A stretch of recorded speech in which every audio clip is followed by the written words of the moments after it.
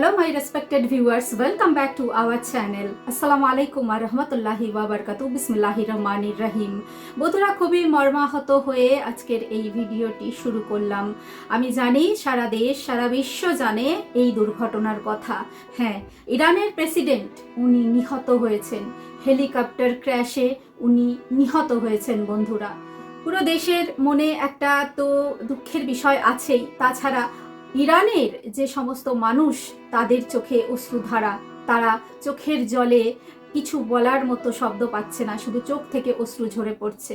সেখানকার president Ebrahim Raisi উনি নিহত হয়েছেন, হেলিকপ্টার ক্র্যাশে উনি নিহত হয়েছেন বন্ধুরা। ভয়াবহ হেলিকপ্টার দুর্ঘটনায় নিহত হয়েছেন ইরানের প্রেসিডেন্ট ইব্রাহিম রাইসি ও পররাষ্ট্রমন্ত্রী আমির আবদুল্লাহ সহ আরো 7 জন উচ্চপদস্থ কর্মচারী-কর্তা। গত রবিবার আজারবাইজান থেকে একটি বাঁধ উদ্বোধন প্রকল্প শেষ করে উত্তর পূর্বাঞ্চলীয় তাবরিজ শহরে যাওয়ার সময় এই হেলিকপ্টারটি বিধ্বস্ত হয় বন্ধুরা। এই হেলিকপ্টার দুর্ঘটনা নিয়ে অনেক কিছু জল্পনা কল্পনা শুরু হয়েছে, বিশেষ করে যখন সবাই জানতে পারল যে রাইসিকে বহনকারী হেলিকপ্টারটি ছিল যুক্তরাষ্ট্রের নির্মিত 60-এর দশকের হেলিকপ্টার।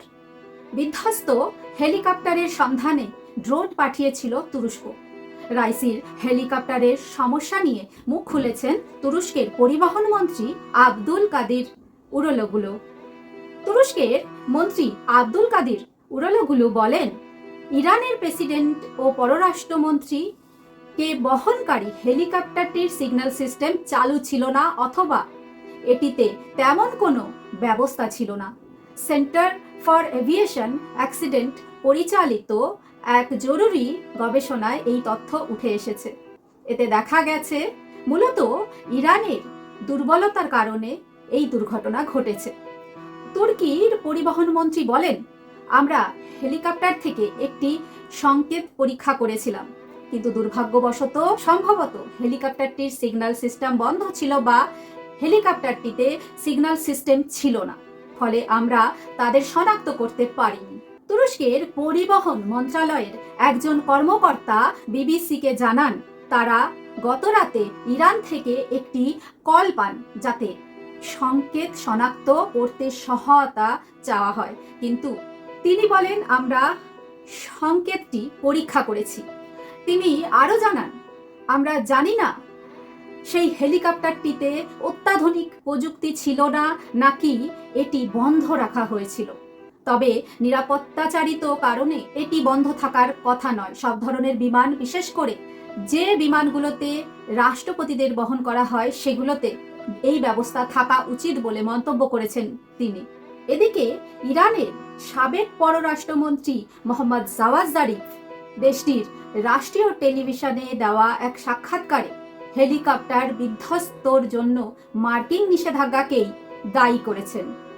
তিনি বলেছেন, এই ট্র্যাজেডির অন্যতম প্রধান অপরাধী মার্কিন যুক্তরাষ্ট্র। এর কারণ হিসেবে যুক্তরাষ্ট্রের নিষেধাজ্ঞাকে দায়ী করেছেন সাবেকি পররাষ্ট্রমন্ত্রী। ইরানের কাছে বিমান ও বিমানের যন্ত্রাংশ বিক্রিতে নিষেধাজ্ঞার আরোপ করার কারণে ইরানের জনগণকে ভালো বিমান সুবিধা ভোগ করতে দিচ্ছে না যুক্তরাষ্ট্র, এই বলে ক্ষোভ প্রকাশ করেন তিনি। এদিকে বন্ধুরা, ইরানের সামরিক বাহিনীর chief of staff Mohammad Bagheri helicopter বিধ্বস্তের কারণ অনুসন্ধানের জন্য তৎপরের নির্দেশ দিয়েছেন। দেশটির ISNA নিউজ এজেন্সি জানিয়েছেন, সেখানে বলা হয়, প্রেসিডেন্টের হেলিকপ্টার বিধ্বস্তের অনুসন্ধান করার জন্য উচ্চপদস্থ অনুসন্ধান করার নির্দেশ দিয়েছেন বাঘেরি। হেলিকপ্টার বিধ্বস্ত হয়ে ইরানের প্রেসিডেন্ট ইব্রাহিম রাইসির মৃত্যুর পর দেশটির ভাইস প্রেসিডেন্ট মোহাম্মদ মুকবারকে ভারপ্রাপ্ত প্রেসিডেন্ট হিসেবে নাম ঘোষণা করেছেন দেশটির সর্বোচ্চ নেতা আয়াতুল্লাহ আলী। বন্ধুরা, আজকের এই ভিডিওতে আমি সামরিক বা সংক্ষিপ্তভাবে আমি কিছু বলার চেষ্টা করলাম এই বিষয়ে। তো সত্যি মনের দিক থেকে সত্যি মর্মাহত। এইভাবে যদি একটা দেশের প্রেসিডেন্টের এইভাবে মৃত্যু হয়, তাহলে মানুষের মন তো ভারাক্রান্ত হবেই, মানুষের তো খারাপ লাগবেই। আমরা অন্য দেশের বাসিন্দা, তবুও আমাদের একটা খারাপ লাগছে এই নিউজটা শুনে যে সে যে হেলিকপ্টারে চড়েছিল, সে যে হেলিকপ্টারে উঠেছিল, সেই হেলিকপ্টারটা ছিল 60 দশকের, মানে 60 শতকের হেলিকপ্টার ছিল, যেটাতে অত্যাধুনিক প্রযুক্তি ছিল বা ছিল না, বা ছিল বন্ধ রাখা হয়েছিল, এরকম বিষয় ছিল। আর যেখানে মানে যে দেশে এয়ার সুবিধাটাও সেরকম খুব একটা ভালো নয়, যেহেতু নিষেধাজ্ঞার জন্য মার্কিন যুক্তরাষ্ট্রের নিষেধাজ্ঞা ছিল, তো সেই জন্য নানান মানুষের নানান রকম ক্ষোভ প্রকাশ পাচ্ছে বন্ধুরা। তো আমরা ওনার রুহের জন্য, ওনার আত্মার জন্য আমরা প্রে করতে পারি, এছাড়া আমরা তো আর কিছু করতে পারবো না।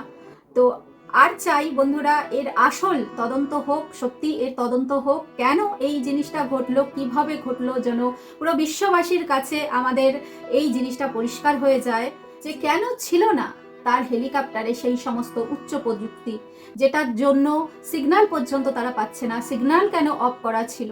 তো সমস্ত কিছুর উত্তর আমরা চাই, পুরো দেশবাসীর মানুষ উত্তর চাই যে ওনার সাথে এইরকম ঘটনা কিভাবে ঘটলো। তো আজকে এই পর্যন্তই, পরবর্তী ভিডিওতে আবার দেখা হচ্ছে। আল্লাহ হাফেজ।